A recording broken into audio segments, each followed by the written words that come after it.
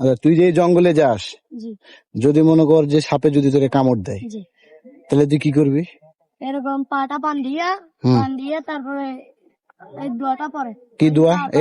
বাতাসটুম জব্বারিন এটার মানে বুঝি নাই, এটাই বলে। আবার ওই বল। যা বাতাসটুম জব্বারিন এটাই বলে স্যার। এটা বললে কি সাপের কি জি হবে? সাপের বিষ গুলা কমে যাবে। সাপের বিষ কমে যায়। এটা কোন জায়গায় আছে এই দোয়া? স্যার কোরআন শরীফের লেখা আছে স্যার। তুই পড়ছিস? জি স্যার। কোথায় কোরআন শরীফ পড়ছিস জি তুই? স্যার।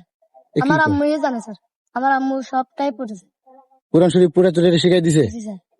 কি রে, আকাশটুম বাতাসটুম ওই যা বাতাসটুম জব্বারিন। জব্বারে, জি এ সাপের দোয়া। জি স্যার। সাপ কামড় দিলে এই দোয়াটাই পরে। এই দোয়া পড়লে সাপের বিষ নেমে যাবে। হাতে কামড় দিলে হ্যাঁ। হাতটা বাইন্দা তারপরে এই দোয়াটা পড়বেন। আর যদি বাতাসটুম জব্বারিন কপালে কামড় দেয়, এটাই বলবেন। বাদ দিবি